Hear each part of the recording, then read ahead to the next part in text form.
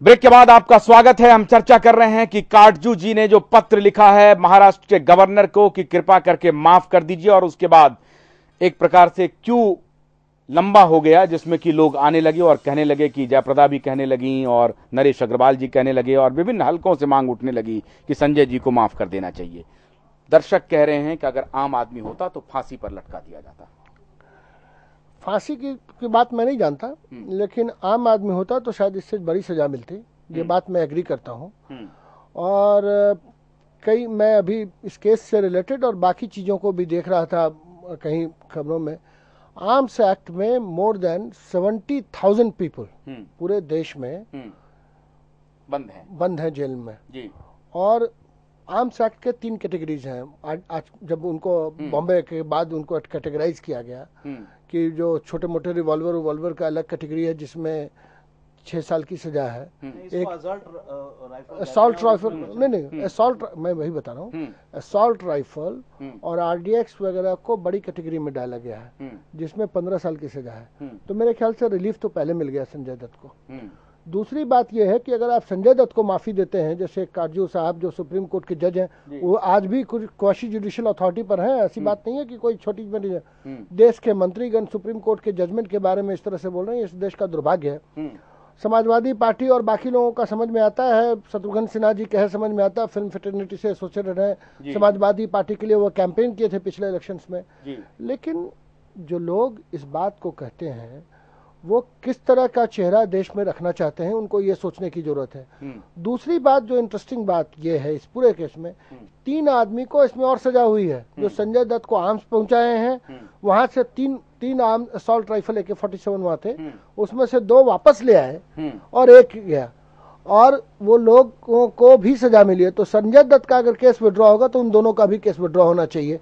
ये कम से कम ये 3 आदमी अलग कैटेगरी में है। लेकिन पूरे जो जितने लोग प्रबुद्ध लोग जो बोल रहे हैं उन बाकी दोनों के बारे में नहीं बोल रहे हैं। ये आपको अक्सर काटजू साहब कभी कह देते हैं कि ज्यादातर लोग 90% लोग इस देश में इडियट हैं। ये काटजू जी के बयान थे। फिर वो कहने लगे कि पत्रकारों को डिग्री चेक कीजिए, और अभी एक नया ये सुगुफा इन्होंने छोड़ दिया है। आपको लगता है कि अभी जो नवनीत जी कह रहे थे कि एक पॉपुलर सेंटिमेंट को भी करना चाहते हैं, तो जस्टिस काटजू जैसे लोग पुराने अगर वो इस तरह के बयान करते हैं तो ये हमारी न्याय पद्धति किस तरफ, हमारी व्यवस्था किस तरफ जाएगी? नहीं, देखिए इसमें मैं ये कहूंगा कि जस्टिस का जो पद होता है वो कभी विड्रॉ नहीं किया जाता है। उनको पूर्व जो होते हैं, जो रिटायर्ड जस्टिसेस होते हैं, उनको भी जस्टिस उनके नाम के आगे लिखा होता है और रिटायर्ड लिखा होता है। हाँ। इसी से उनको अपना महत्व समझना चाहिए कि आप जस्टिस की बात कीजिए। हाँ। अगर आप ऐसी बात करेंगे तो देश में क्या होगा? आप सुप्रीम कोर्ट के जज रहे हैं, अभी भी आपके नाम के आगे जस्टिस ही लिखा हुआ है और वो ताउम्र लिखा रहेगा जब तक आप रहेंगे। वो इसीलिए लिखा रहता है कि वो पद इतना बड़ा है। तो उसी तरह से उनको ये बात करनी चाहिए। और ये जो इस तरह की बातें हो रही हैं, ये देश के कानून का मजाक हो जाएगा। संजय दत्त को ऑलरेडी बहुत बड़ा रिलीफ दिया जा चुका है। संजय, जैसे नवीन जी बता रहे थे, उनके घर से जो राइफल लेके गए वो तो 10-10 साल के उनको बेल नहीं मिला और उनको 18 महीने में बेल मिल गया। फिर वो भी मांग करेंगे ना, तो मुझे भी रियायत नहीं, मांग छोड़िए, वो रियायत ऑलरेडी है। वो कौन, और जो कंसाइनमेंट ब्लास्ट के लिए आया था उसी का हिस्सा उनके घर में पहुंचा था। टाडा का ये सीधा केस था, लेकिन क्योंकि उनके पिता एक बड़े पद पर थे और उन्होंने पॉलिटिकली सबको मैनेज किया। मैंने कल भी इस डिस्कशन में बताया था कि उन्होंने बाद में कहा कि अपने आप को मैं देशभक्त बताने के लिए, हिंदू साबित करने के लिए टीका लगा के जाता था, जो मैंने कहा कि बड़े दुख की बात है। शिवसेना चीफ के पास गए पैरवी की कि क्या मैं देशभक्त नहीं हूं, क्या मेरी देशभक्ति पर शक है। तब जाकर जब सब पॉलिटिकल पार्टी मान गई ओके कि अगर आप इस मामले को टोन डाउन किया जाएगा तो हम इसको पॉलिटिकली नहीं उठाएंगे, तब उनके ऊपर टाडा का केस नहीं लगा। और सीबीआई की देखिए, सीबीआई ने हर केस में अपील करती है वो अगली बड़ी अदालत में कि इन पर हमने ये चार्जेस लगाए थे, निचली कोर्ट ने विड्रॉ कर लिए, आप इन पर रीइंफोर्स। सीबीआई ने भी वो चार्जेस आगे परस्यू नहीं किए। तो ये ऑलरेडी उनको इतना बड़ा रिलीफ दिया जा चुका है। और व्यक्तित्व की एक कमजोरी भी है, जैसा अभी अजय मिश्रा जी ने इशारा किया उनके व्यक्तित्व की तरफ, कि उनका खुद का भी जो व्यक्तित्व है वो खलनायकत्व के ज्यादा करीब रहा है। एक कॉलर हमारे साथ जुड़े। जी जनाब, बोलिए, कहां से बोल रहे हैं? मैं दिल्ली से बोल रहा हूँ सर। कहाँ से? हाँ बोलिए जनाब, बोलिए। भजनपुरा से बोल रहा हूँ और मैं ये कहना चाहता हूँ सर जी, ये जो संजय दत्त का हुआ, ये सुप्रीम कोर्ट का आया है ऑर्डर, जी। मुझे लगता है कि ये हमें सम्मान करना चाहिए सुप्रीम कोर्ट का। और क्योंकि 47 एक बहुत बड़ा क्राइम तो होता ही है, या तो कमांडो वगैरह यूज करते हैं या तो आतंकवादी वगैरह। इतना बहस मुझे नहीं लगता कि एक कोई 18 महीने का सजा तो काट ही चुकी है, और थोड़ा बहुत रिलीफ अगर सुप्रीम कोर्ट देती है तो मुझे नहीं लगता कि बहुत ज्यादा इनको रिलीफ मिलने चाहिए। बहुत बहुत शुक्रिया, बहुत बहुत शुक्रिया, आप ठीक कह रहे हैं जनाब जी। इसमें आशुतोष जी जो तर्क दिए जा रहे हैं जी कि ऑलरेडी वो 18 महीने की सजा काट चुके हैं, फिर तो कानून ही बदल दीजिए। हाँ, फिर तो जितने कानून ही बदल दीजिए। कानून को बदल, अगर उसमें 6 साल की सजा का प्रावधान है और जया प्रदा जी कह रही हैं, 18 उनके बच्चों, नरेश अग्रवाल जी कह रहे हैं, राजीव शुक्ला जी कह रहे हैं कि कानून हालांकि देखेगा, वो तो थोड़ा बच के कह रहे हैं, और काटजू जैसे लोग कह रहे हैं। देखिए ये जो भाव है पॉलिटिकल लीडरशिप का, जो अजय जी ने बात कही कि हम रूलिंग क्लास हैं, हम कानून को किसी तरफ भी मोड़ सकते हैं। आप देखिएगा इस केस के अंदर अभी जो है इसको उतना अभी तुरंत सजा नहीं माफ की जाएगी, लेकिन हद से ज्यादा आप 1 साल के बाद देखिएगा ये फिर मांग उठेगी और इसको गवर्नर या राष्ट्रपति के स्तर पर समाप्त कर दिया जाएगा। और मुझे लगता है कि ये इतना बड़ा मजाक होगा देश के साथ, और इसके इतने गलत प्रेसिडेंट ये साबित होगा,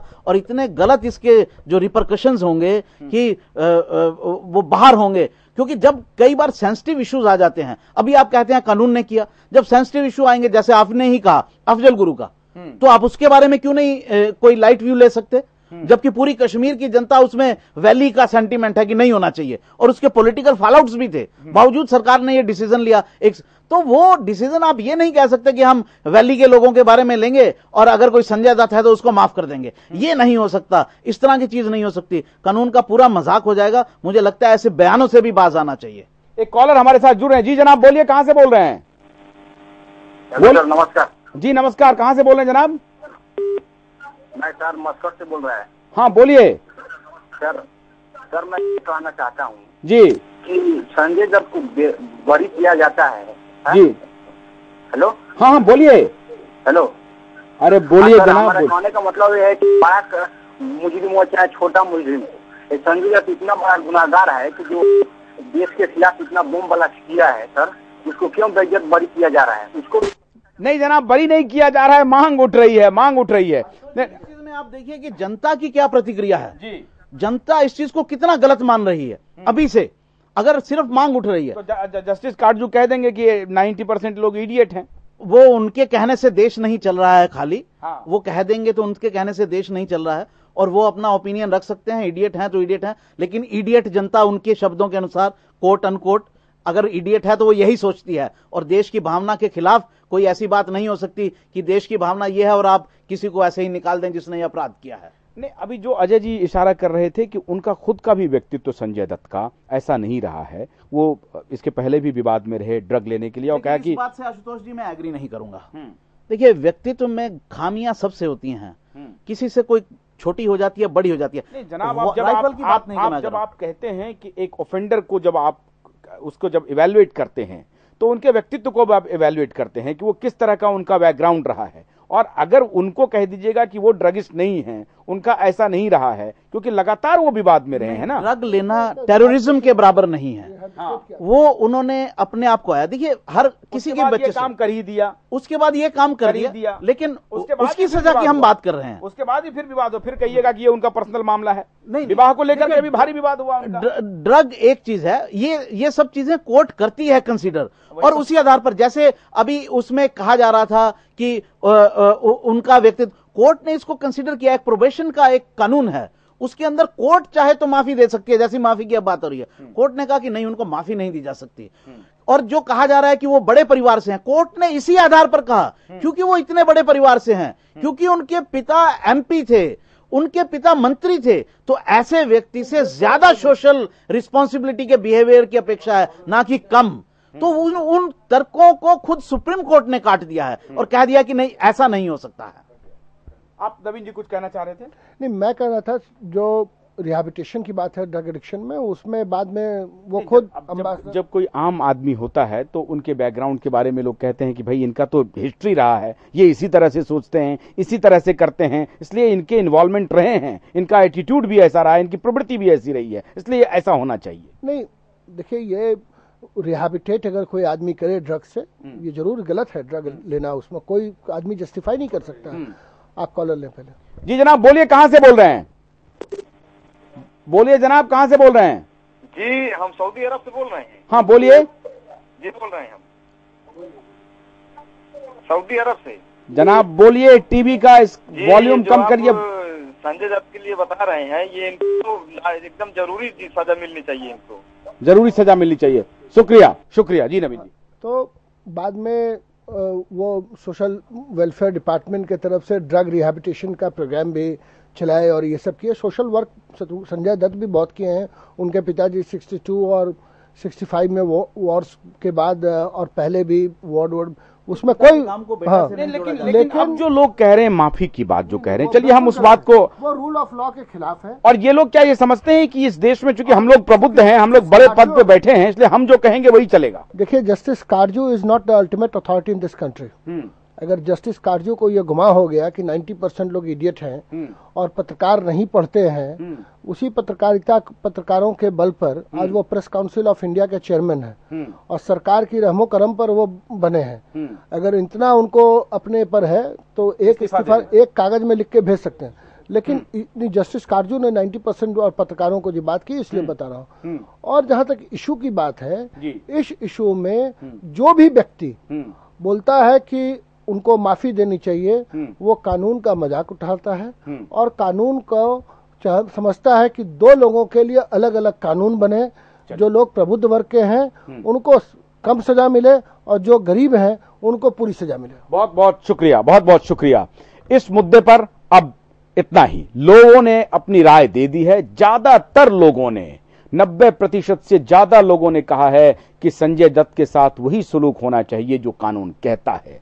इसलिए नहीं कि वो सुनील दत्त के बेटे हैं, इसलिए नहीं कि जया प्रदा और राजीव शुक्ला जी और नरेश अग्रवाल जी और जस्टिस काटजू जी कह रहे हैं सब मिलकर के उनको रोक लीजिए, माफ कर दीजिए। ऐसा नहीं हो सकता। ये दर्शकों की राय है। हमने लगातार आज दिन भर इस सवाल को दर्शकों के बीच रखा और दर्शकों ने देश और दुनिया से हमें फोन करके ये बताया कि नहीं, उनके साथ वही होना चाहिए जो कानून कहता है। हम उम्मीद करते हैं कि कानून अपना काम आगे भी करेगा और अगर दबाव बनाने की कोशिश होगी तो उसे भी कानून के दायरे में ही देखा जाएगा। एक ब्रेक ले रहे हैं। ब्रेक के बाद कल एक शख्स बिजली के मुद्दे पर दिल्ली में तूफान खड़ा करने वाला है और वो भी बिना अन्न और जल के।